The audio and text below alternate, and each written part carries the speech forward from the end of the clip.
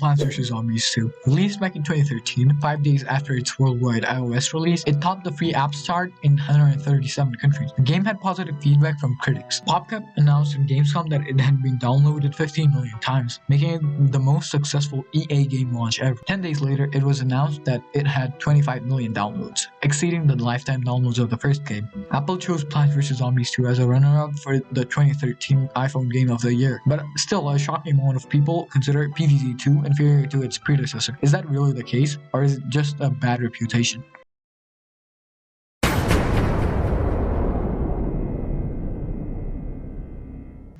The first point anyone would make about Plants vs. Zombies 2 would be the sheer amount of microtransactions, and most people blame EA for this kind of game mechanic, but this is simply not true.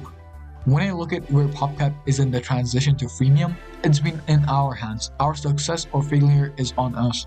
PopCap's co-founder John Vesci, Plants vs. Zombies 2 being a freemium game was not planned in any way by EA. As George Fan, creator of Plants vs. Zombies, said in Reddit, "I understand the arguments from the other side. PopCap wanted to hit these astronomical targets, and going freemium was the only way they felt they could do that." This makes it clear than ever that PvZ 2 was set on a different path than the first game, and EA had little to no influence on this decision.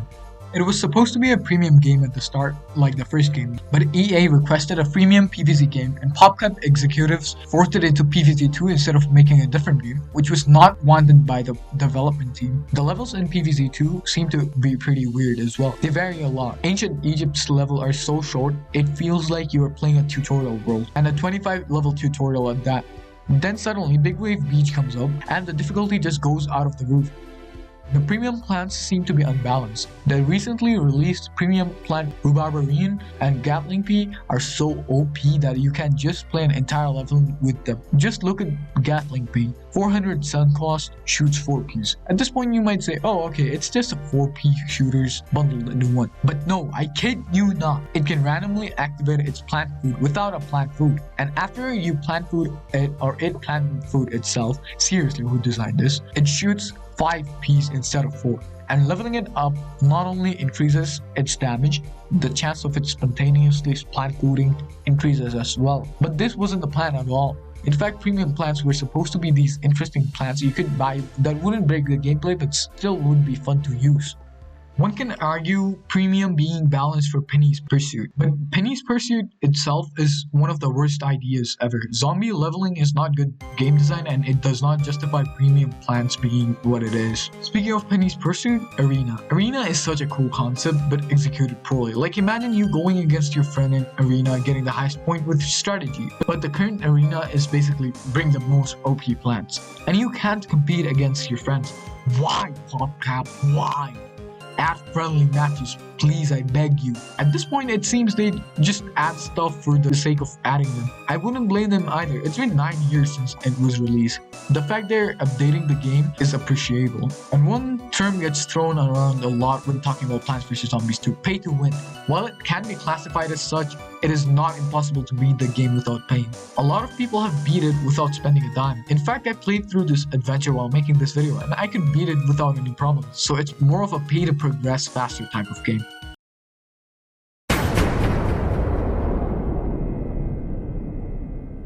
Now that we've criticized the game to the point of no return, I would like to mention some actually good points in favor of the game. First, the visuals. I don't know what you think, but personally it looks way better than the first game. The music in this game is fantastic. Seems like this is one part of the PvZ franchise that doesn't let the fans down. Although the Ultimate Battle and Demonstration minigame themes were removed due to the size of the app as seen from this tweet from 2018, the sheer amount of content in this game extends the player experience. Even after you finish Adventure, you can compete against other players in the Arena game mode. And I don't know anybody who has 100% completion in the game.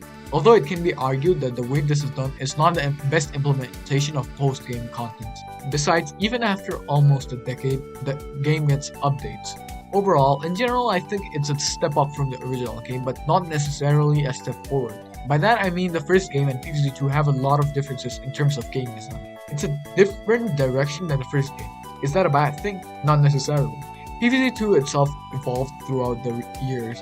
At one point you could unlock any world you wanted with keys. Now the gameplay is completely linear, showing how much difference today's Plants vs. Zombies 2 has with its earlier versions. Alright, so I'm currently editing this video and version 9.9.1 has just dropped and the PvZ subreddit is exploding. Gold Leaf being 80 Sun, players being able to access any world are only a couple of the issues. So it seems not all updates are created equally.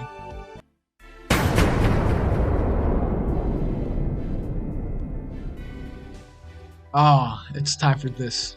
As we have already established, EA was not responsible for the microtransaction. I repeat, EA was not responsible for the game being freemium. In fact, EA has probably done more good than harm to the franchise. Think about it, Garden Warfare 1 and Garden Warfare 2 couldn't have been as big as they were without EA in the picture. I know plenty of people who have only played the shooters, they haven't even tried the tower defense game.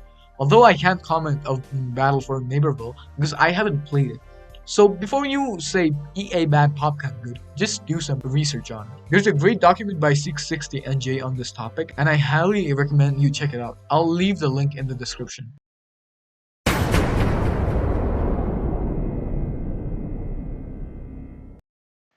The one thing I realized while researching for this video is this. The reason for the bad reputation of PvZ2 is very simple. Confirmation bias. What is confirmation bias, you ask?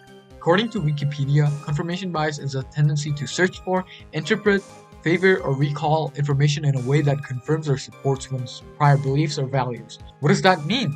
Basically, if you think it's true, you're more likely to remember the evidence that says it's true, and ignore the information that says it's false. For example, if I think that I'm productive, I'm more likely to remember the rare time I actually work than the other common times I procrastinate all day. Definitely a fictional scenario if you couldn't tell. How does this situation apply in this case? EA as a company has a really bad reputation, and as soon as people heard the news, they were like, oh, Plants vs Zombies is that. They only focus on the bad things instead of the good things that Plants vs Zombies 2 offered. And PvZ2 failed to capture the same feeling that PvZ1 once did to many players. And a lot of people turned away from the game for that. But there were a lot of people who liked PvZ2. And people are actually returning to PvZ2 because of the nostalgia. It will be interesting to see what actually happens for the 10-year anniversary for the game.